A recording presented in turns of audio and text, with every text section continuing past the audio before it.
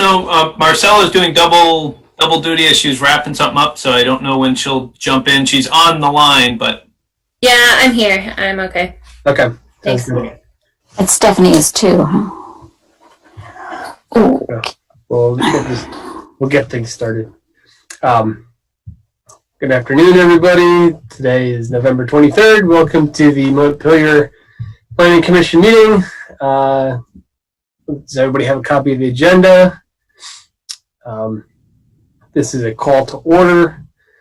First order of business is the approval of the agenda. Any comments or anything? I'd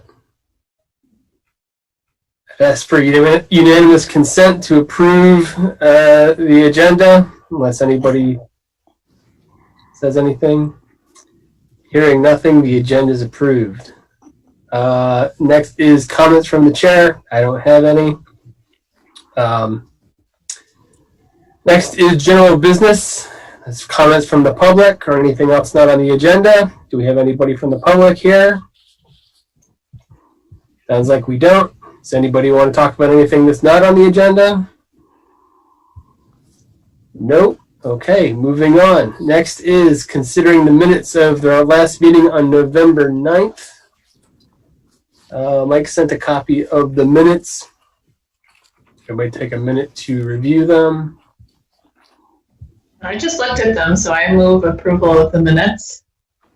Okay, Adrian has moved approval of the minutes. Do we have concerns about typos? I've kind of given up on that. If you send me typos, I can always go and make the changes. We can approve as amended with the typos corrected if you've got them.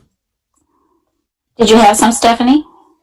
Yeah, the second paragraph under the city plan update, the second sentence, it should read, 2 of the top goals are that public transportation will be more available. Yeah.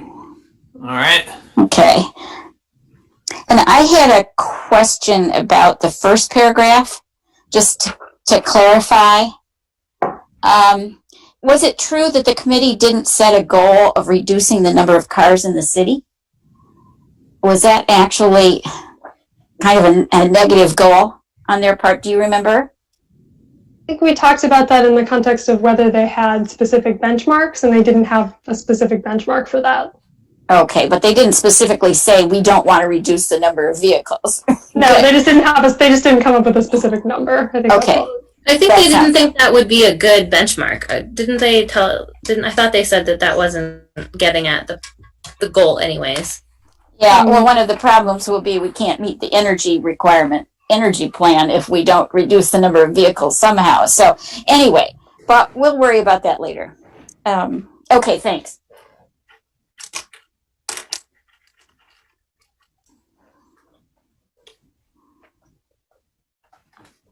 Okay, with those changes in mind, Ariane has moved for approval of the minutes.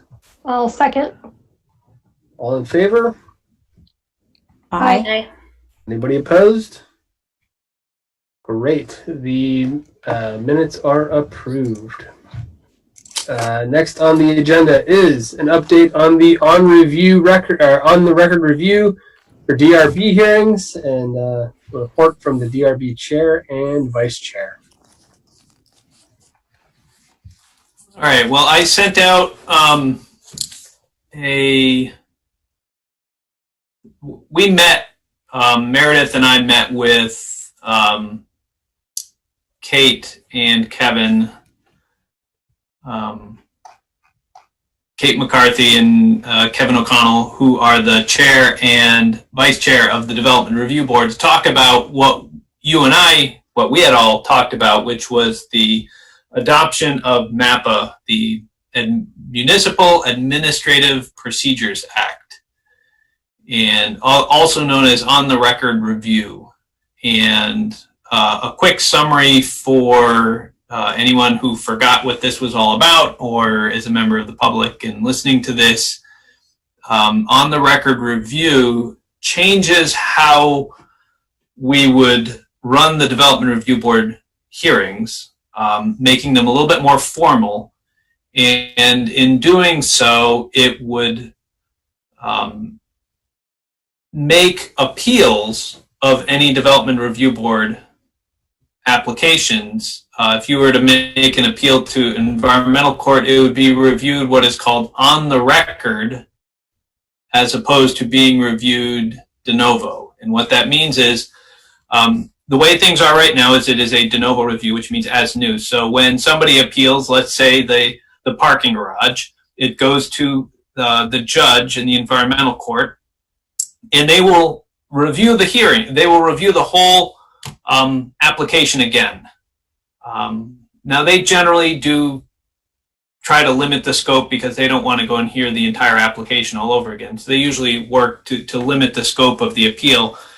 But the judge is not bound by anything any decision that was made by the Development Review Board. It is heard anew. And so it becomes a much bigger process. And if an interested person does not agree with the decisions that the Development Review Board made, they could basically get another bite at the apple by going to the environmental court and hearing the case anew with them. What the shift to on-the-record review does is makes that appeal to environmental court on the record, which means the environmental court is going to take the video that is used for the Development Review Board meetings and will review the video and the transcripts of that hearing and look at the material and determine whether or not the Development Review Board did their job correctly. So it's a subtle difference, but it's a critical difference. So in other words, instead of looking at the evidence to decide whether or not the application should or should not be approved, the judge is actually looking to see if everything was appropriately handled and managed at the Development Review Board level. So it's a completely different process. And what it usually does is it helps to limit the number of appeals. So you generally may get less frivolous appeals because you can't get a second bite at the apple. You have to, if we do our jobs right, then you can only appeal for procedural things. Did we not appropriately warn or notice the hearing? Did we not admit evidence appropriately? So it becomes a slightly more formal process. And the people this affects the most are the appellants, first of all, or abutters to projects, and the Development Review Board themselves. And when we talked about it at the Planning Commission level, your conversation was that you thought it would be important to hear from the DRB and the DRC as to what their thoughts were. And it really doesn't affect the DRC, Design Review Committee, as much as because they're just advisory to the Development Review Board. They don't actually have any permitting authority. They're advisory to either the administrative officer or the Development Review Board. So we did just, and we talked to the chair, and what you have is what they put together was, after our conversation, was a list of some of their concerns that they had. And I'll just read real quickly from the November 16th letter that Kate wrote, that, this has been considered on and off for years. And due to the cost of expensive appeals, projects may find,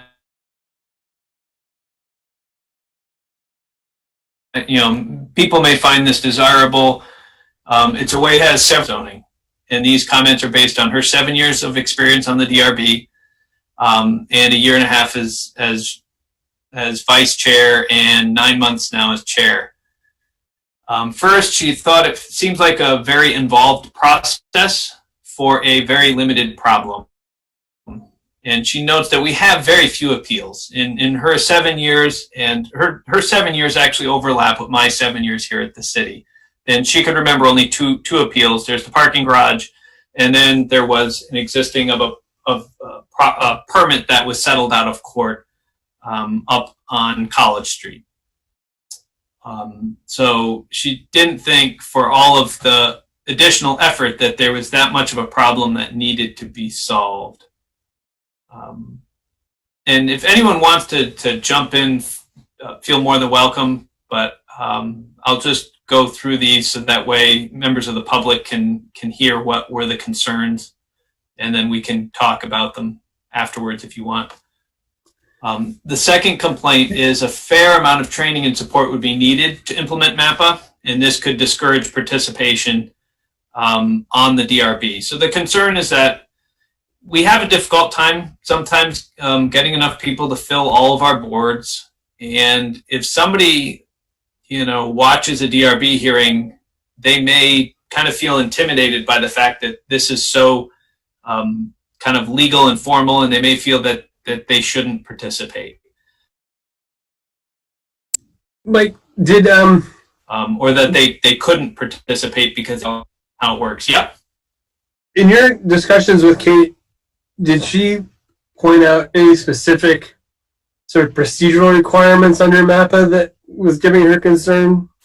Because I don't see her pointing out anything specific under MAPA that sort of gives rise to these concerns. It's just sort of the general broad brushstroke. She did not point to anything specific when we talked.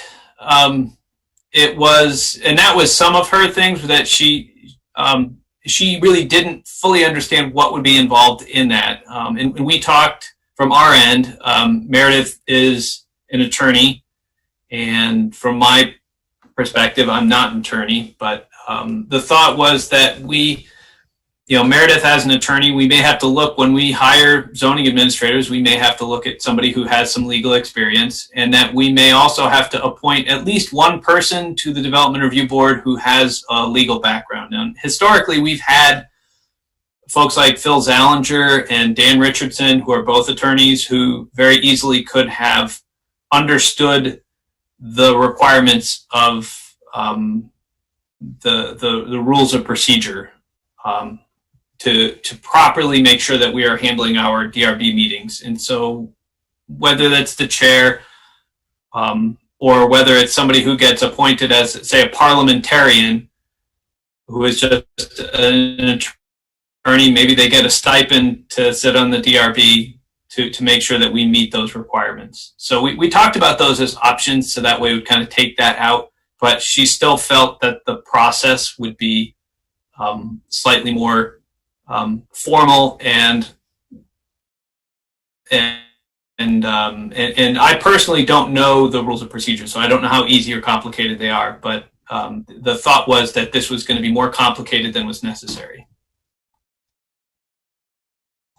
Thanks. Mike, is this something that it's all or nothing? I mean, could it be requested by a very complex project, or is it have to be all projects that would come under It doesn't have to be all projects, but it can't be arbitrary as to which ones go through it. So different communities have different standards. In some cases, they'll say only projects with conditional use, or we might, for example, say that only projects that are major site plans will go through this process, or some communities will say only Act 250 projects will go through. So it slightly depends. We could limit it, and we did talk about that with them. So the third point was this could frustrate participation in DRB hearings in general, not just for the more controversial cases.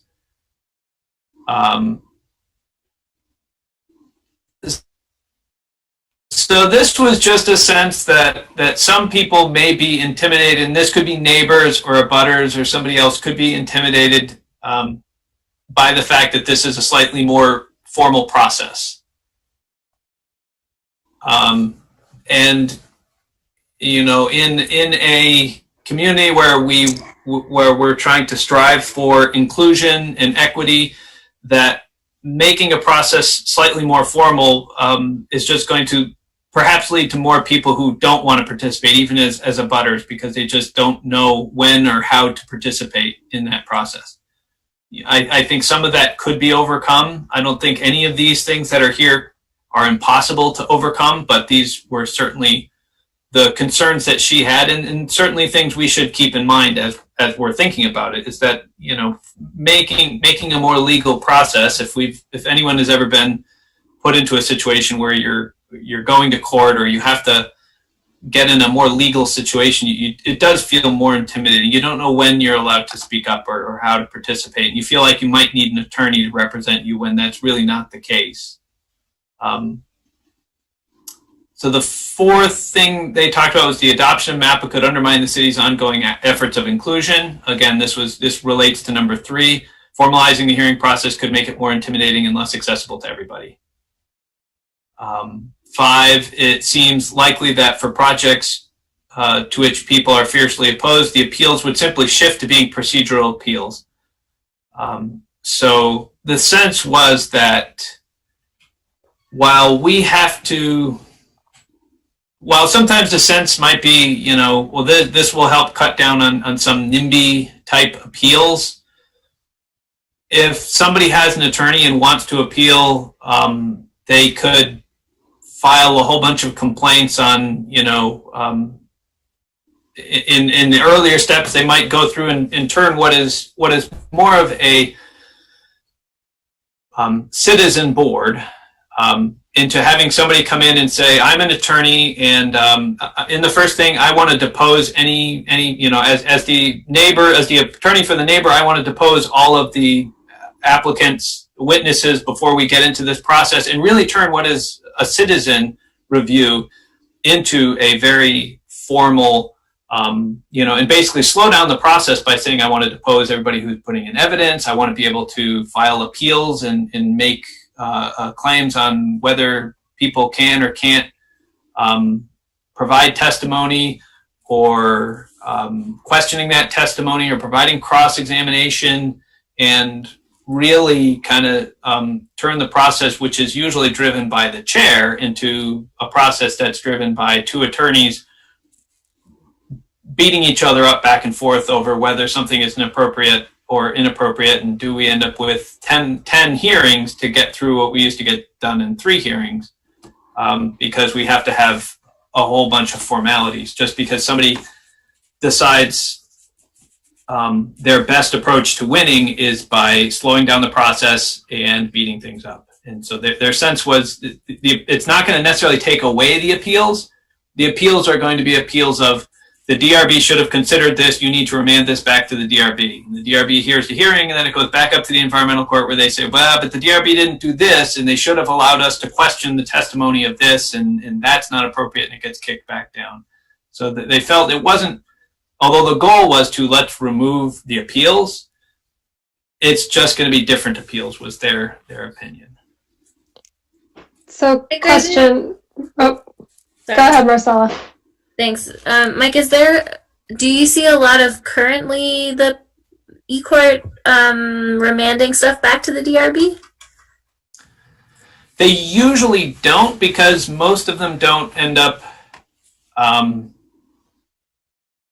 most don't go back because they're de novo hearings. So you don't get remanded back if it's a de novo. I don't know of a lot of on the record ones. I know in talking to Sarah McShane, who was our zoning administrator before Meredith, Sarah went on to work for Stowe, and she gets appealed all the time. She said she's always getting appealed. They're always going to back up to court, and they're an on the record community.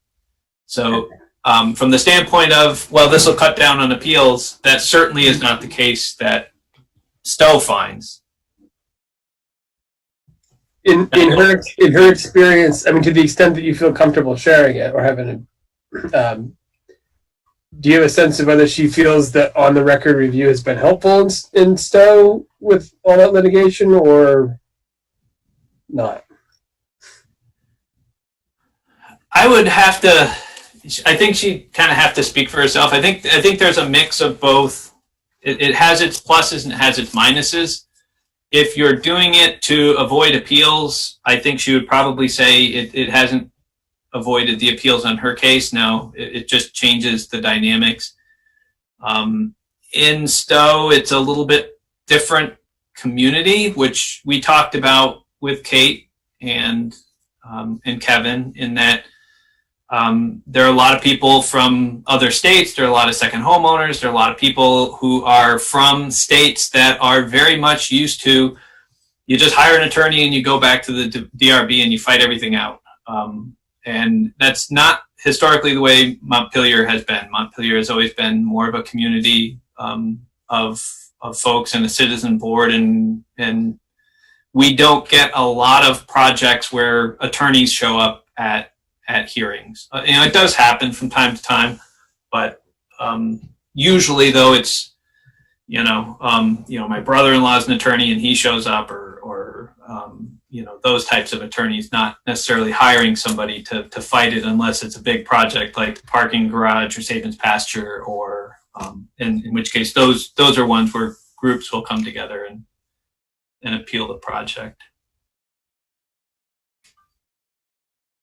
Did this come up in the first place because of the parking garage? Was the idea that this process might have helped that run more smoothly? So this has been around for a long time. It's actually in the 2009 master plan that we've readopted. It was identified back in those days, and I think it dates back to even before then, that there was a discussion that from time to time projects get backed up. 2006, the Saban's Pasture project, and sometimes these get knocked off the rails because of neighborhood opposition, and maybe if we had a more formal process, we could be doing and making these decisions. Comes up is once it leaves our DRB and it goes as a de novo hearing to the E-Court, it's somebody who may not have any familiarity with Montpelier and the values here, and they're going to make a decision based on their opinions, and as opposed to having something that comes out of the municipality, where we make the decisions for our community. Once it gets appealed up, that's out of our hands, and it's an outside person who's going to make that decision of whether or not that zoning permit gets appealed. And I think that's on the one side of why you want to do MAPA, but at the same time, is it worth it? It's always been a conversation, though, to answer the question. It's been here since I came here. It's been a priority. It's actually on the city council's strategic plan to explore adopting MAPA, because they're just trying to make sure that we aren't getting unnecessary barriers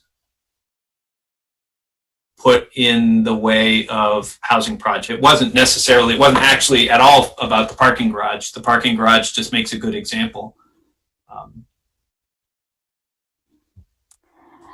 Mike, given the fit, go ahead.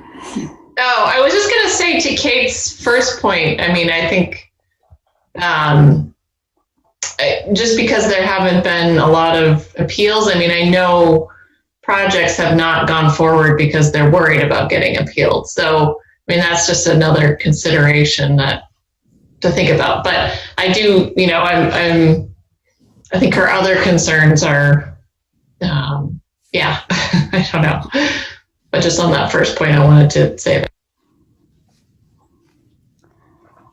It seems like, given the fact that then it doesn't become a de novo appeal, it seems as if it could simplify things, or at least shorten the process. Yes, it might get sent back to the DRB, but in some ways that's a more accessible board for local participation, even though it's perhaps only going back because of a procedural issue. It just seems as if it could simplify the appeal process, but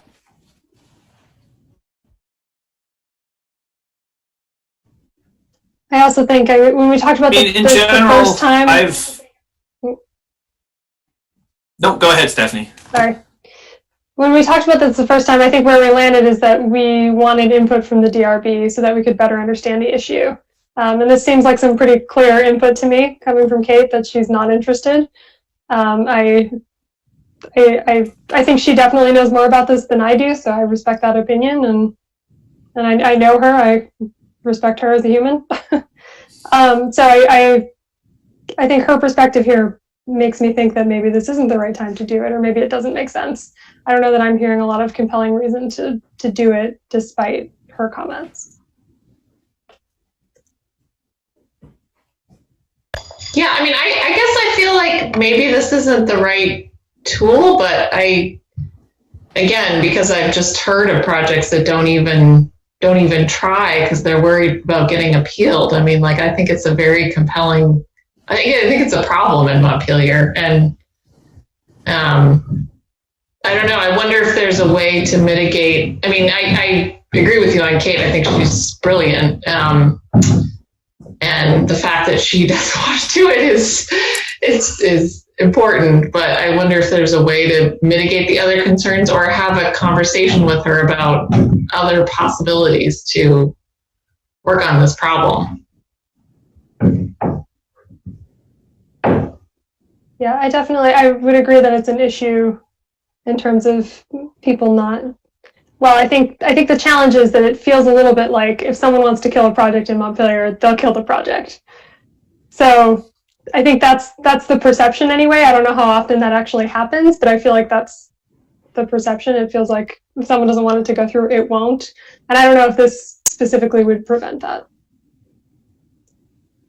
Well, I mean, yeah, I agree with you. It's a perception, but when resources are limited, you can't always test that perception. I mean, coming from, thinking about nonprofit housing organizations and such, but and then I lost my train of thought. But yeah, whether it's a perception or reality, it's sometimes you can't afford to test that. Yeah, so I'm saying at a minimum, it's a perception. I think it's likely a reality too. Yeah. Likely a reality. Yeah. Yeah. I mean, my other concern is the kinds of appeals that happen very late in the game, and that's what I would hope that something like this might be able to forestall. People who don't get into the appeal until way, way into the process, and I think that's not fair to the applicant. We've seen that happen before.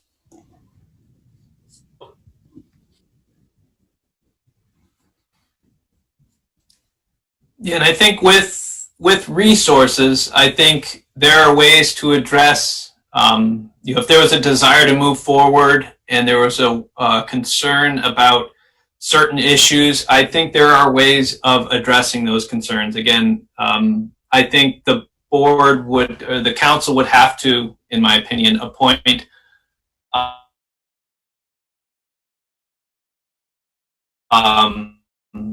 somebody who is either partain non-voting or a member to the DRB who is an attorney, who would be basically the parliamentarian to help them go through and to meet those requirements. I don't think we can expect it.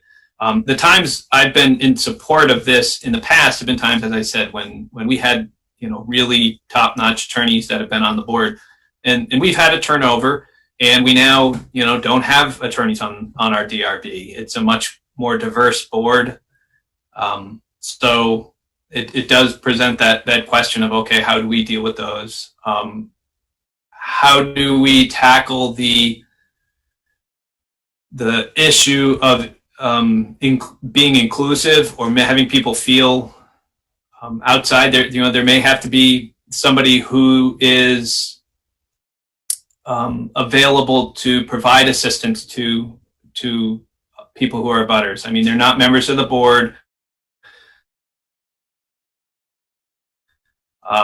Maybe they're I'm trying to think of what the legal term would be, but there's just somebody who works to pro bono help comment.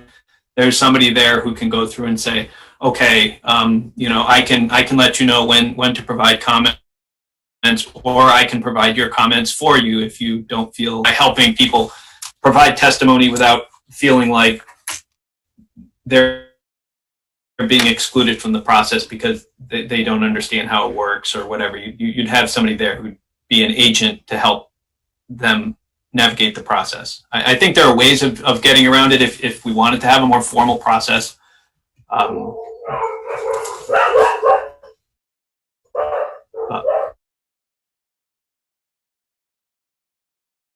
Yeah, if I can chime in with a comment and then a question.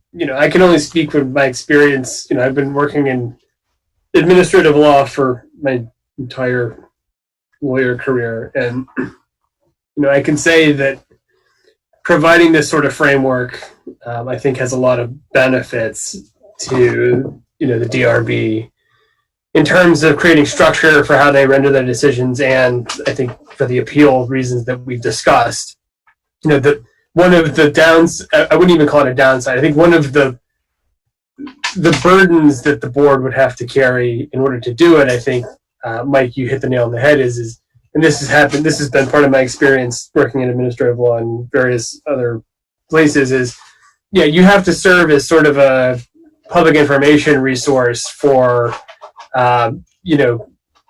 pro se people that want to participate in the process but don't exactly know how to do it. But in my experience is, once you've done it once or twice, and I think anybody on the DRB can gain this experience, then you have a good, once the process is put in place and people have some experience with it, it becomes pretty smooth. And members of the board are able to provide that sort of general information to the public to help facilitate participation. That's just my experience, and I don't know how well it would translate to the DRB. With that said, I get the sense that a lot of Kate's comments are sort of revolve around the concern that it might be overbroad to apply MAPA to all DRB cases. And so I think, Barb, maybe you were the one that talked about it, is there a way to sort of identify the types of cases that might come before the DRB where this process might be more appropriate to apply? I don't know the answer to that at all. I don't have enough experience with this stuff to know, but if anybody here does have a kind of a better sense of when it might be more appropriate or more advantageous to apply those processes, I think that might be one way to do that, because I think at the end of the day, what applying MAPA or on the record review to these types of proceedings is it dictates where the decision-making process ultimately lies. And sort of you have to answer the question, do you want it ultimately to, when you have a case that's contentious and there's, litigants, or, the applicant and abutting landowners and people with interest and other stakeholders really want to express those interests, do they want to be able to articulate that to the board and have that be the primary decision maker? Or do you want to have the DRB function as almost sort of a perfunctory kind of first step to the ultimate, resolution at the next appellate level? I think there's a lot of benefit to having, the parties take the DRB very serious, take that process very seriously, and I think MAPA does that, notwithstanding the additional burdens that obviously are attendant with that. So that's just my comment. The question I have is, because it's been a while, it's been long enough that I've forgotten enough about this, is how are we involved in the decision-making process in terms of whether or not we do this, and where do we fit into that decision-making process? And yeah, that's basically it. I would have to review the specific timing. We had brought this up because we were doing another, adoption process, and we had we've got the zoning bylaw window open, and do we include the changes that would be necessary? Do we put them in this process, into this adoption? There's a set of changes, and Meredith went through and laid them out in her memo about all the things that have to happen. There's got to be a motion by the city council to adopt MAPA. Then we have to put those processes into our zoning regulations, and then adopt the zoning regulations. And then there's a follow-up step after everything is adopted to kind of go through that, to implement those. I'm sorry, and if I changes remember, that have been put into the zoning. sorry, if I remember correctly, Meredith had drafted some language with this, but hadn't really done a complete draft of it yet, right? Yeah, correct. So she went through and put together a bunch of it, but didn't go through and go any farther. The question is, all right, this is going to be a lot of work. Decide on this first go, no go, and then we can move it to the next level and decide we want to drafting up the language.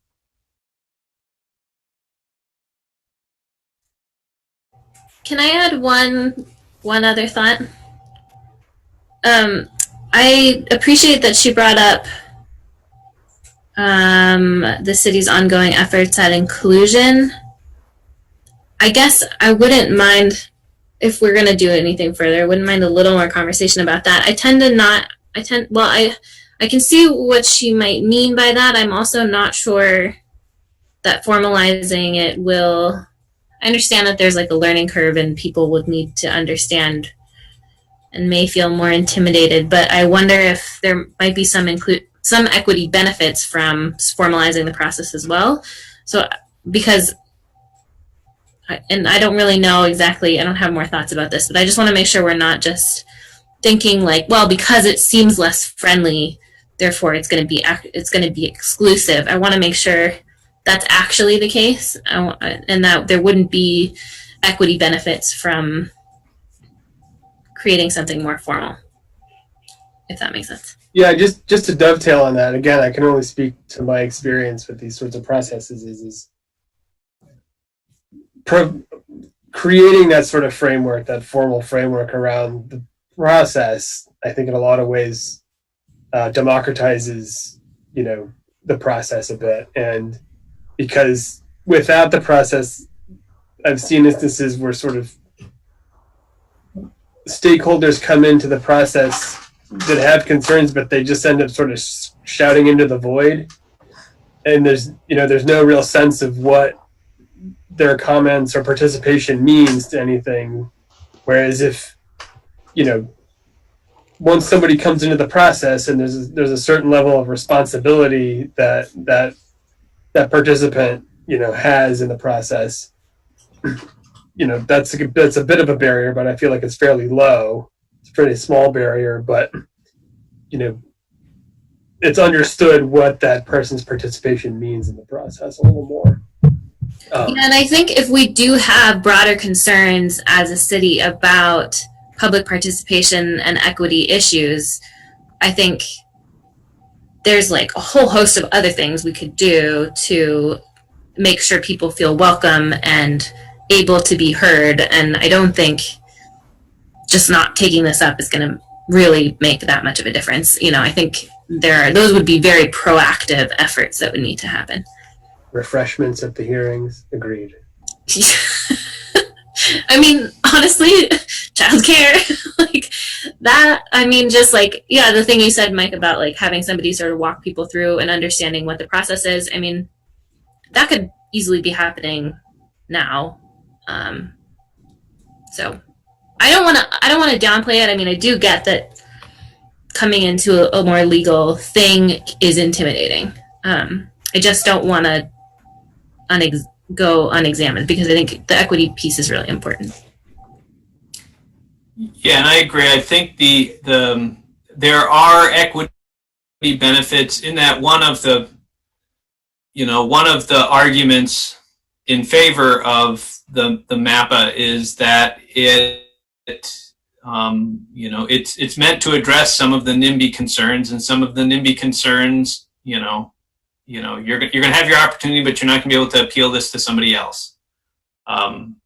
to have them decide it because you don't like the answer here. And sometimes those applications that have come in are applications that provide benefit. If neighbors don't want, a group home or affordable housing or multifamily housing, regardless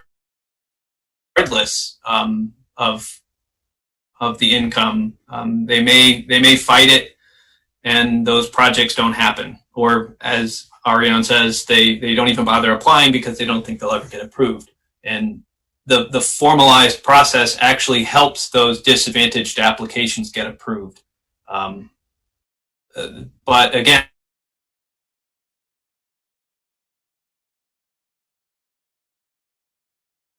and if you flip it over, if you've got a negative impacts on, somebody decides to, put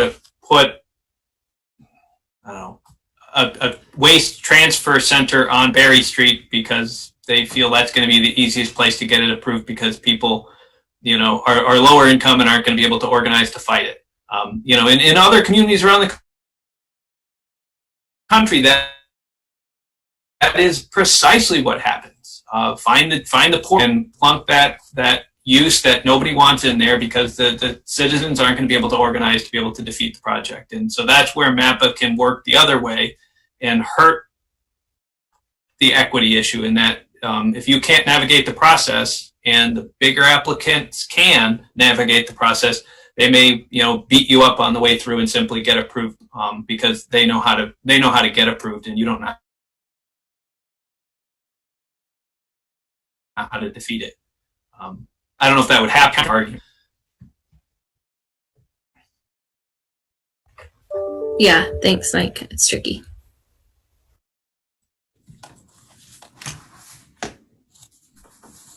So, I guess next steps with respect to this issue, are we in a position to make a recommendation? Do we have a motion on anything? Or do we need to mull this over a little more?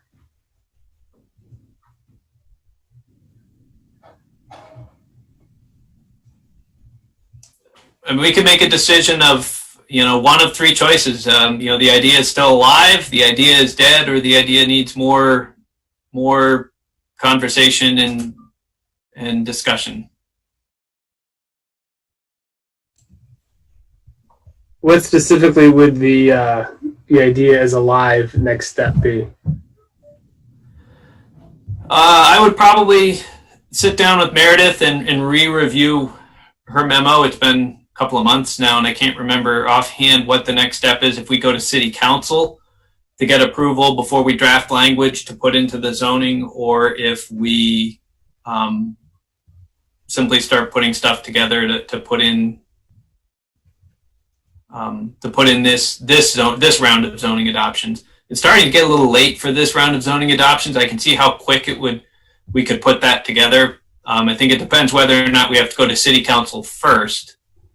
One option is we put a packet together. We do our hearing at the Planning Commission level. We go to the City Council and then have the City Council vote at that point to go through and say, yes, we should go forward. And we've isolated all of the changes that are MAPA into one thing. So if you vote yes to go to MAPA, then that also means you're approving this slate. And if you vote at the City Council no to MAPA, then that means all of these go away. But I'd have to talk to Meredith about how it works. I mean, maybe I'm being overly diplomatic, but I do feel like can we have a conversation with the DRB about it? Because I don't want to just start, let's do on the record review, and we just heard from the chair that they don't want to do it. I'd like to talk to them a little bit more about it, or see if we can come to an understanding about how we could overcome some of these barriers.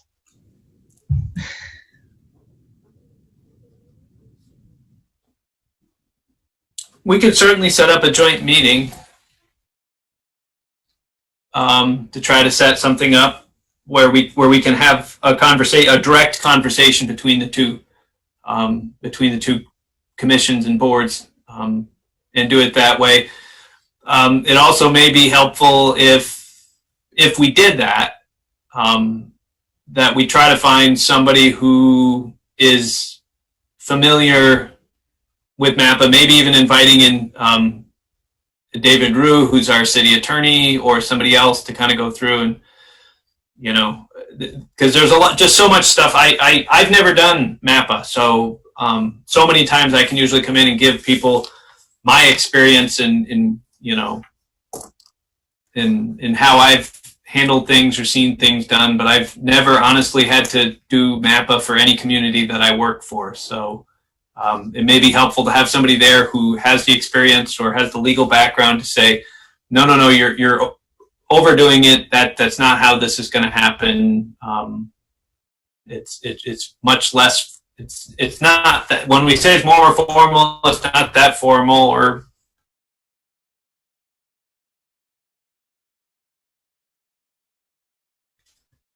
maybe they have a different opinion. I don't know.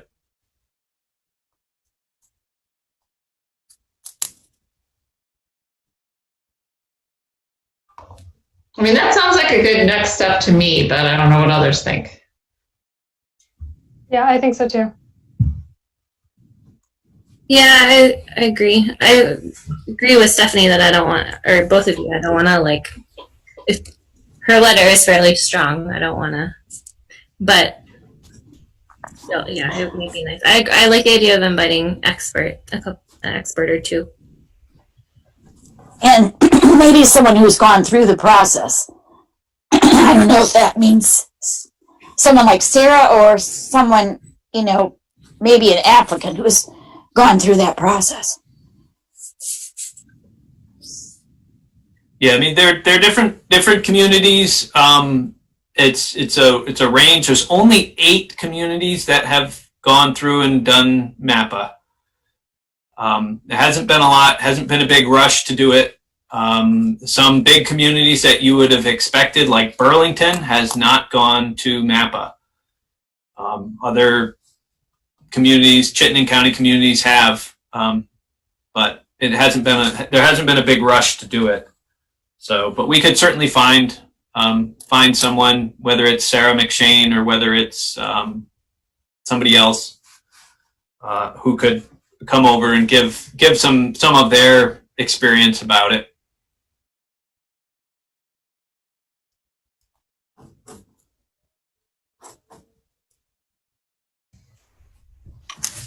Okay. Does that seem like a good plan for everybody? Okay. I don't think we need a vote. I think that's Yeah, good. no, I mean, I know from the past. I don't think I'd be out of place by saying I'm pretty sure John Adams has been a supporter of MAPPA. I can't remember where Kirby's been, but I was pretty sure I remember John being a supporter of it. Okay. So I guess we'll leave it up to you, Mike, to get somebody to come in and help us sort through this. Okay. All right. Next up is a summary of zoning updates for housing changes due to statutory changes.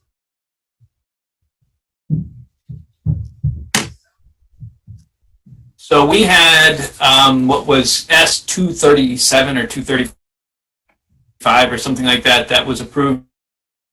The legislature recently, actually, it was only weeks before election day, basically.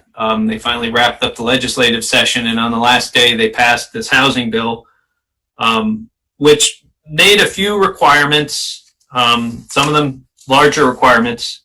And so because we're working on the zoning change already, I incorporated these into it. So when we've got the draft ready, I'll send it out, and it should be obvious where these are, because we're doing the strikeout copy. So one change is that the legislature said that for any housing units up to 4 dwelling units, that would be you can no longer use character of the area as a reason to deny an application. So that's a little bit complicated. So let me parse that out. So we break our uses into, 1, 2, 3, and 4 unit, and then after that is multifamily. Anything bigger than 4 is multifamily.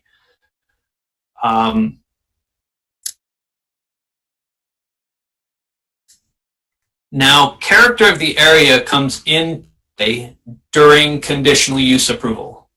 And that's the only place it really comes into effect is conditional use approval. So there are only 3 requirements in conditional use approval. One is character of the area. One is capacity of community facilities. Now, something as small as a 1 to 4 unit project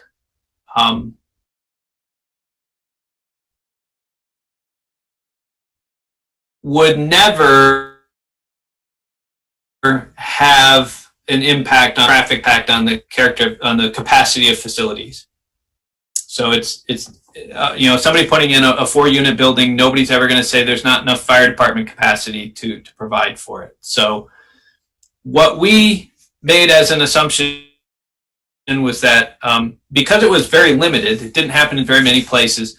Any place where a 1, 2, 3, or 4 unit on the use table, if it said it was conditional, we're going to make it permitted.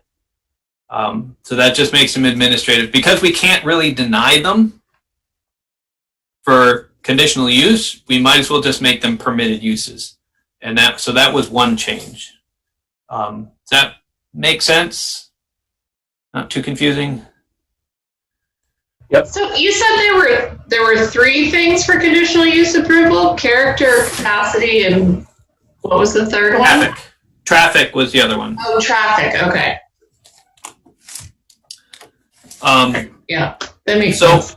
So one is just to change the use table, and that helps us meet that requirement. The second set of changes were to accessory dwelling units. So they made a few subtle changes, some of which we already had a more generous ADU provision. So some of them we already met. One change that went through was that you can't limit the number of bedrooms anymore. So it used to be that an ADU had to be a studio or 1-bedroom apartment. Now they said you can't limit the number of bedrooms. If it meets the square footage, so if you can put in a 2-bedroom apartment over your garage, that's still an ADU, as long as it meets the space requirement of less than 30% or 900 square feet. So there were a couple of little changes like that. I put them in there. I don't think they're very too controversial, most of which, as I said, I think we already, we're meeting those requirements. The next one they had were changes to small lots. This will affect us.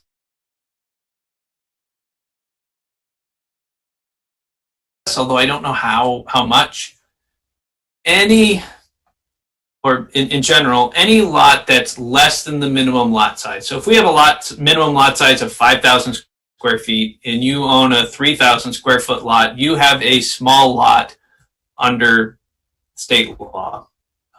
And before, they used to be treated, if it was an undeveloped lot, the old rule used to say is if it's less than 5,000 square feet, then the city has the right, or the municipality has the right to prohibit development if that small lot is less than 5,000 square feet. Basically, if it's too small to develop, then you're allowed to prohibit development on small lots. And that was to kind of stop some gores, survey gores, or other issues that would come up. Occasionally, this would come up in places where people bought a double lot,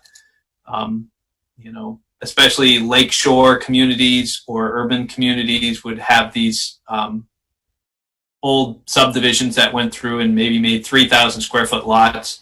People would buy up 2 lots, but then later on decide, hey, I've got a separate lot, I can sell it. Well, Under the old rule, you couldn't.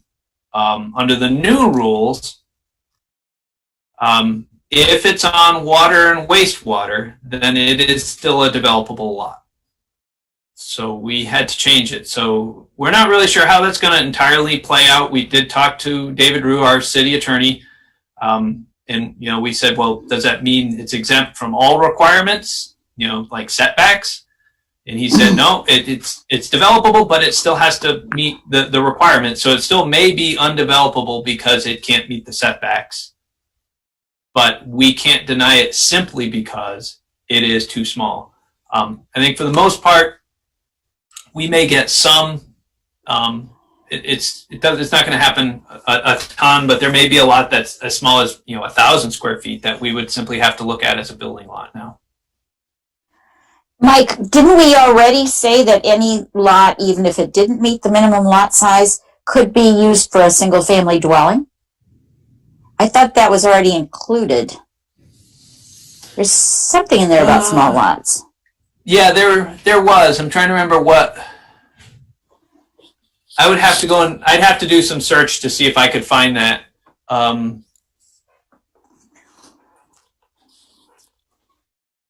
I think what that was getting at was that any conforming lot can always be used at least for a single family dwelling, because I think that came up in like the steep slopes requirements and these other places where if the environmental rules were preventing development, that we couldn't prohibit all development on that lot. As long as it was a sufficient size? You think the original? As long as it was of sufficient size, yeah.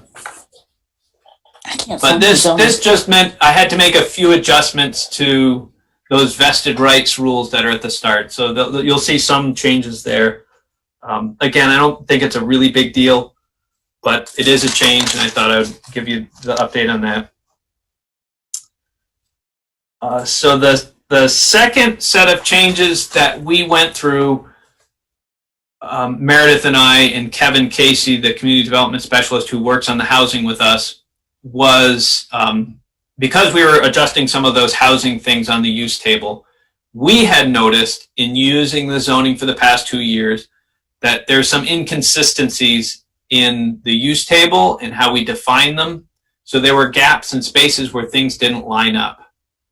And you kind of like to have things nested, so that way, for example, it's 1 unit, 2, 3, 4, and if it's more than 4, then it's multifamily. Well, it's nice and clean. You know exactly where you fit on that spectrum. But sometimes you have things that don't fit into a box, like having senior housing as a separate use. And you start trying to figure out whether senior housing, isn't senior housing just an apartment building, or, so we had some uses that didn't quite fit in. They kind of plunked in there. And so we went through and cleaned up that use table a little bit, so that way it was a little bit cleaner, and we broke them into 3 groups. So you have your dwelling units, which I just discussed. There would be a second group, which we would just call congregate housing. And congregate housing is going to be any use that doesn't have all of the independent living requirements. So, for example, a dwelling unit has to have its own kitchen, its own bedroom, its own living, and its own sanitation. Every unit is a contained unit that has all of the required elements. Congregate living doesn't necessarily have that. They may share some or all of those. We used to have a separate use for rooming and boarding house. So you might, in a rooming and boarding house, rent a room, but share a bathroom and share a kitchen. You might live in a dormitory. A dormitory is a congregate living where you live in a room and meals are provided to you, and you share sanitation facilities. So we left it as a congregate living as a more general grouping, because we feel there's a lot of other alternative living arrangements that just simply may fall into that. There's some co-housing,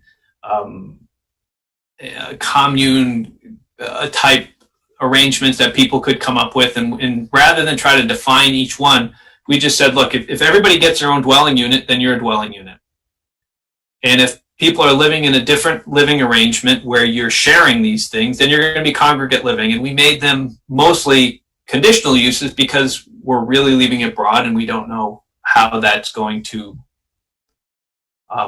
look. So we really felt like it would be appropriate to leave it broad and give the DRB discretion to approve and not approve based on, mostly in this case, probably the character of the area. Because you can, for these congregate living arrangements, make a determination of whether, living in dormitories is appropriate. It might make sense in, up at VCFA, it might not make sense in a different area. But the idea is we would just break it into that. And then the third group are the state. So we have the dwelling units, the congregate living, and the third group are the state licensed and registered facilities. And they're very specific uses. They're easy to distinguish because you need a state license for, and they may be either dwelling units or congregate living. They're arranged either way. Some residential care facilities might be very much an assisted living where there's meals are provided, and in other cases it may be more of a senior housing situation where only certain facilities are shared. So we left those as their own groups because they can flex either way between the two, but we have to treat them differently because they're licensed. So, and I think that was about it. Oh, except for one other change, which I think John would be happy for if he were here, but he's not. We discussed in the definition of dwelling unit, we had inserted that dwelling units had to at least be 250 square feet in size. And we decided we would recommend striking that requirement because what that did was that made it illegal to do tiny homes.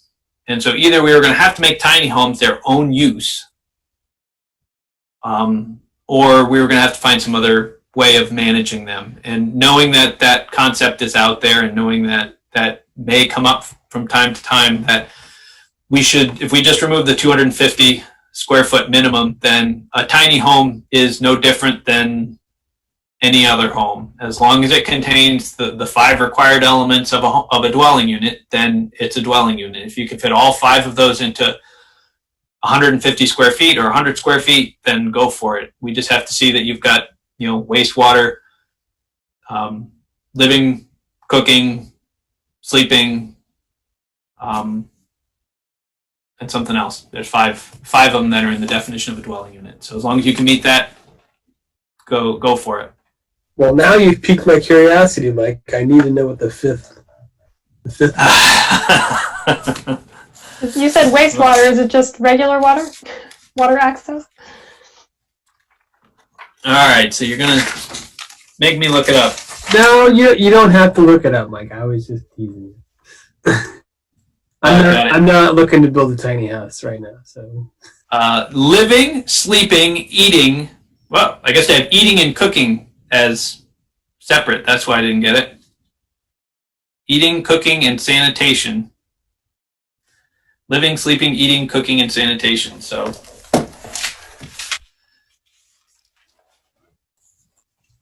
You don't need electricity? Apparently not. Well, I'm legitimately surprised by that. If you can do that, well, it's not a minimum for rental housing. Rental housing code is going to put you at a higher level. Yeah. So if you wanted to rent that unit, then you must meet, which we don't enforce the rental code through the zoning. Rental code is kind of vaguely unenforced and sitting out in state law right now. But there's a proposal to have Division of Fire Safety take that over. So I'll be interested to see how that goes. And so we'll see. Interesting. Okay, with that, Moving right along, we are now at our 8th agenda item, presentation of capital improvement plan for informational and educational background.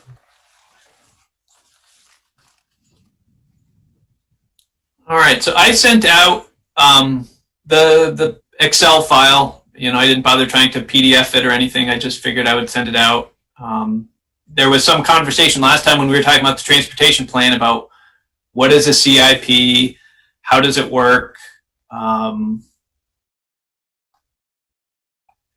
I guess I can, if people want, I can try to share my screen again, see if I can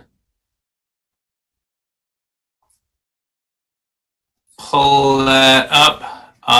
So this is our current draft CIP. And what you see is, this is all proposed at this point, but the concepts are there. So in this case, equipment, you know, these are a little bit more general. Sometimes you're much more specific about what the equipment is. I don't know what's under DPW equipment.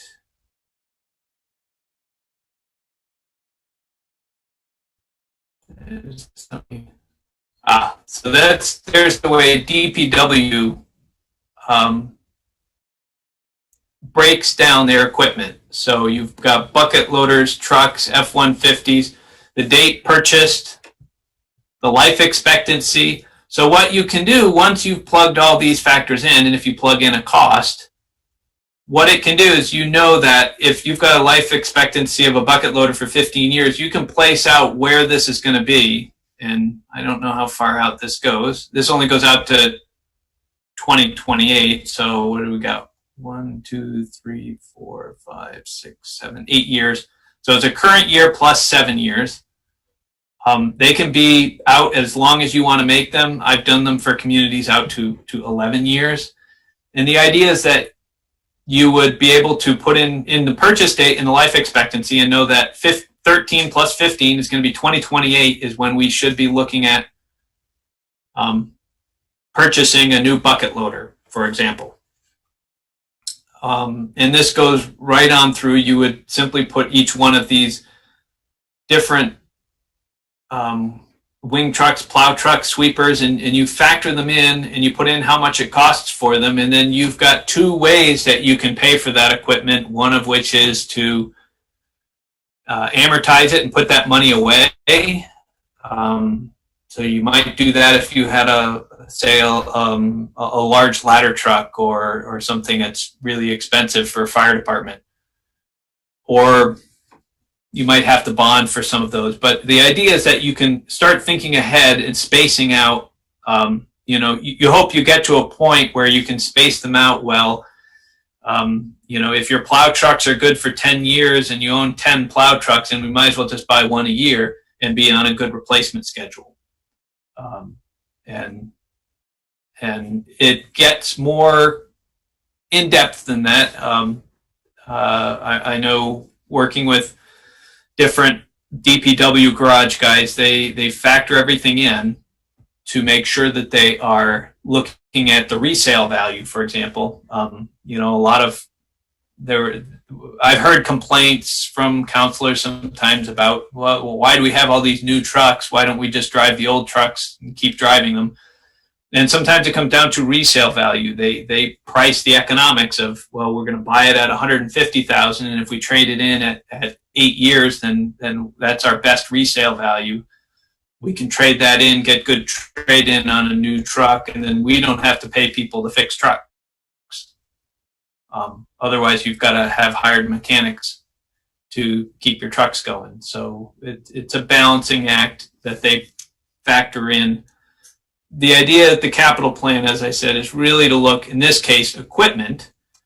What are our big capital purchases and how much is it going to cost for us to do? And what's our total cost? So you can see they're looking at this year, COVID, we had to zero out most of the equipment fund. So rather than spending $300,000 on equipment this year, we only spent $45,000. So now we've got to push all of those other purchases later. So that's just an example. of the equipment. And let me back up to the summary sheet here. The other one we were talking about as it applies to transportation was paving. And I think that's what this is here. This is our streets total for our paving. That's streets, bridges, transportation, retaining walls, sidewalks. So, yes. So this is the paving schedule. What's getting paved? How much is it going to cost? 120,000 for Clarendon, 140 for Deerfield. These were actually last year's, 2020. So these were projects that, if you live on those streets, you probably saw were done. And this is approximately what it costs to do them. This is the 2021 plan and what we would be looking at budgeting for next year. And again, they're looking at all of the streets and all of the different projects we might have to do and trying to make sure that we meet the paving schedule. Streets will be paved on average. It depends on how busy the road is, how much traffic they get, but we'll just put it in there, 12 to 15 years. Could be sooner, could take longer. You know, a small back road that doesn't get much traffic may last longer. It really depends on how good the road base is. But they budget in how much it's going to cost to replace those roads, so that way they can get, again, this sum total of projects. We will spend $500,000 a year paving streets, approximately. What bridges have to get done? These are always very expensive projects. These are the 5 bridges, including Rialto Bridge. This is one we've talked about a lot for why we want to have State Street ready to go. And that's a $700,000 project for replacing that bridge in 2024. Other projects in the transportation, street lights, the Berrien Main intersection, retaining walls. Being the city of hills, we have a lot of retaining walls. Again, they have identified what are the projects and when we're going to do them out 2024, and they probably on a separate sheet have much farther than 2024. So again, the sidewalks that we're going to replace, we're spending $285,000 on sidewalks in this year, and varying amounts, 90, 160, 215. Stormwater improvements, cemetery improvements, buildings and grounds, things that are happening, going on.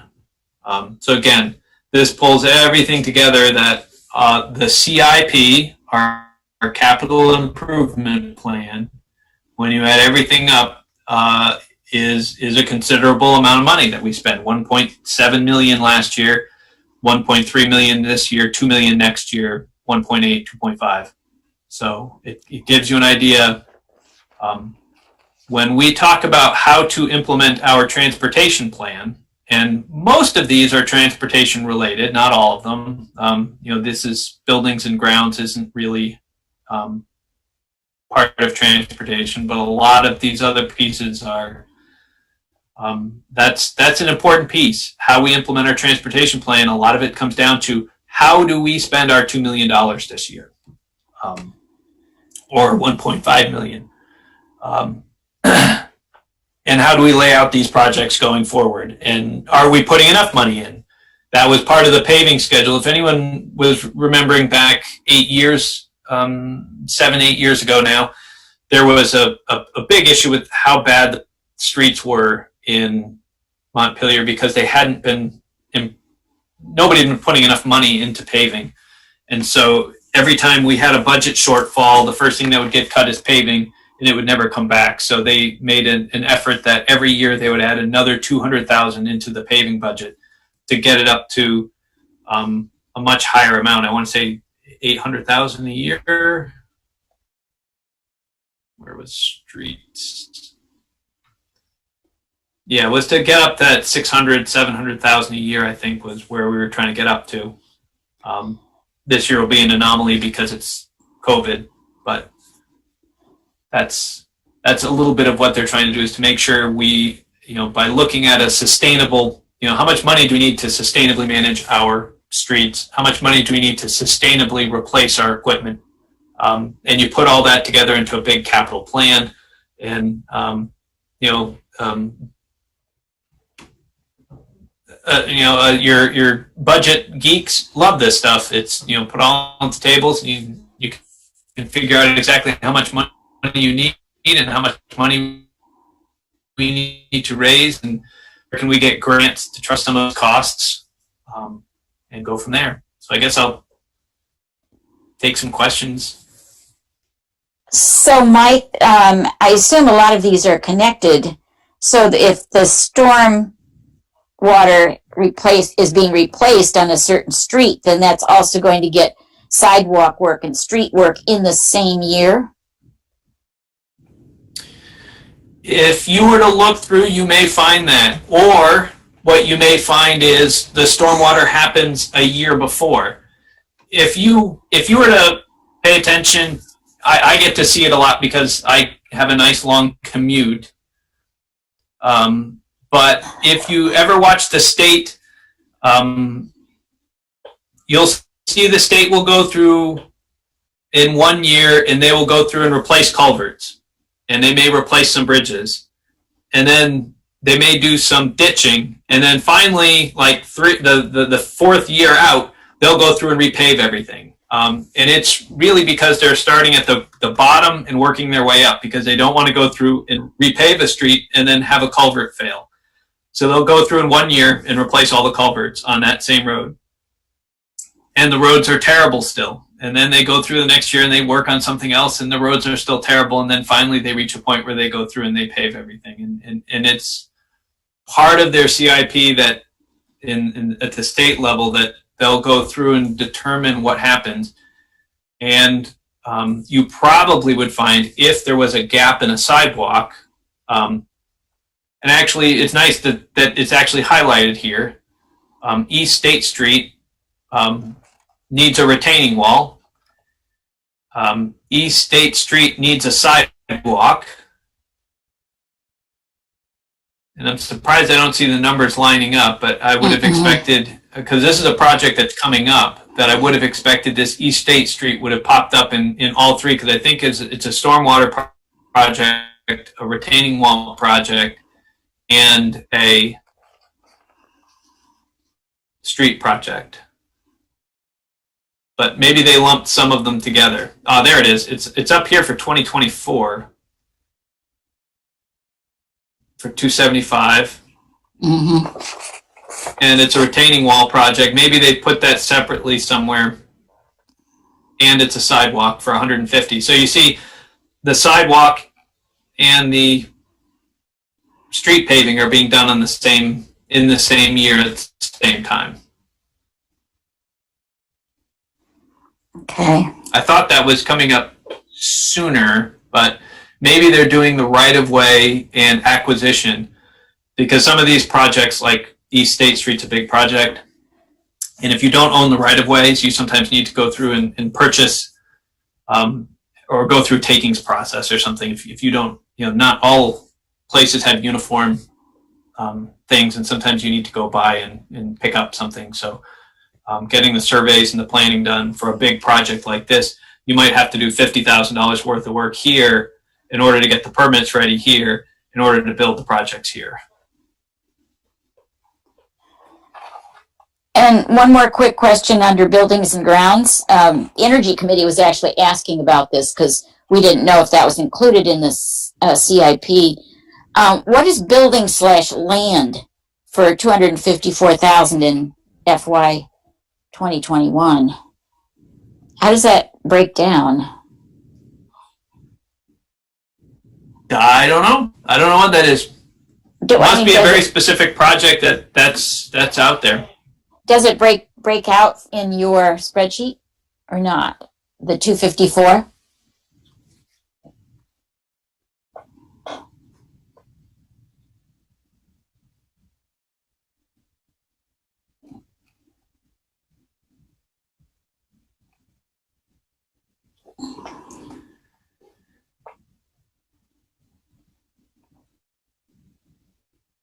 No, I don't see that it's broken out. So I don't know what that figure is. Well, okay. Looks like we're either buying something or building something. But it was originally slated for this fiscal year, right? We are in 2021? Yes, we are in 2021. Okay. Well, that's a question. I know they did a roof. I know they did the roof on City Hall, but I would have expected that in City Hall. But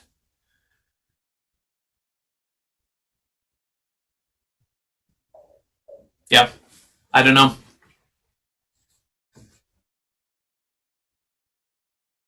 But yeah, like I said, the big key to this is this is a tool. You know, a lot of times how we spend our money is a very critical tool in how we implement our city plan, how we get our goals accomplished.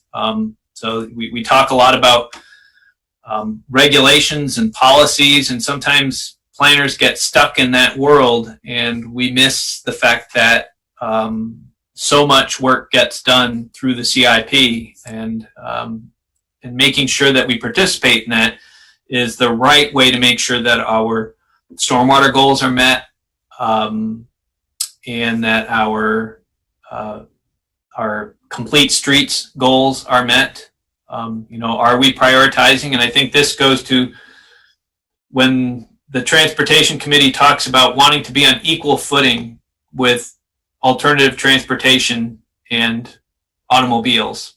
You know, and you know, you certainly have a point when you look at this and go and say that, you know, our paving and these other budgets are $600,000, and down here our sidewalks are $100,000. You know, are we getting equal footing? Now, it is more expensive to pave a 24-foot road than it is to build a 6-foot sidewalk. So, but are we prioritizing these activities down here to make sure that our goals are going to be accomplished within our time span? You know, is this good enough?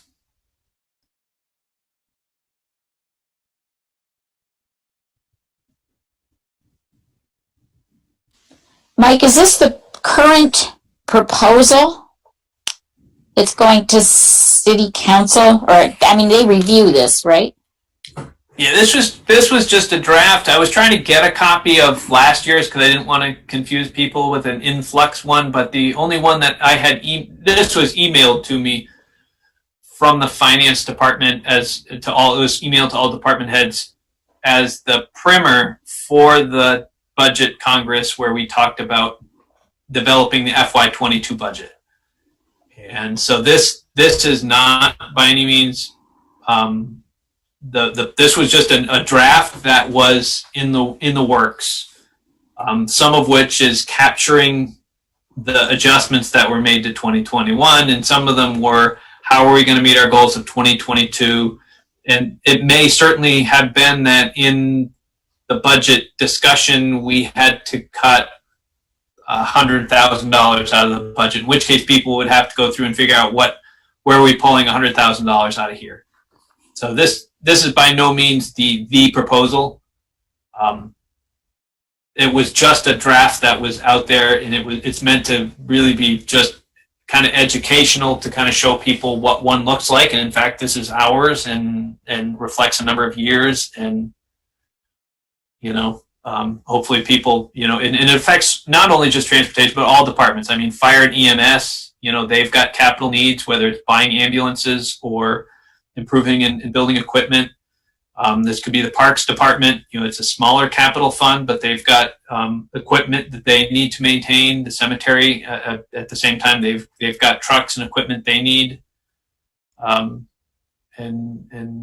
technology. So even things that you wouldn't think of, you know, your servers and your contracts and computers to keep the city's IT department running. Recreation may need to fix a swimming pool or some of their equipment outside. So, and of course, that's the police department equipment. They've got big needs. So this is just meant to be an example. But if you want the version when the finance department and the budget goes to council, I think the budget is supposed to go to council in December. So if it goes to council, you should be able to get a copy of what is the capital budget that is being proposed. So give it a couple weeks.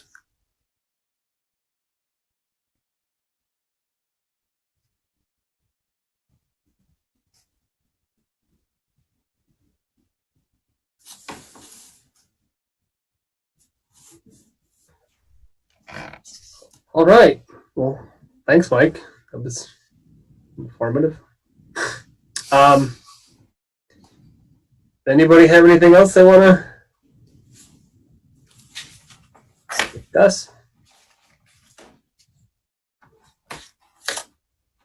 Okay. Hearing nothing else, I'd ask for, without any objection, I would suggest we adjourn. So moved. Moved it is. Seconded. Barb gives the hand wave. All in favor? Aye. I'll leave it on mute. All those opposed? Nobody opposed. We're adjourned. Thanks, everybody. Appreciate it. Thank you. Thanks. Barb, I'll get back Thanks. to you soon at that email. Thank you for sending. Okay, sure. That's fine. Thanks, everyone. Thank you. Thanks.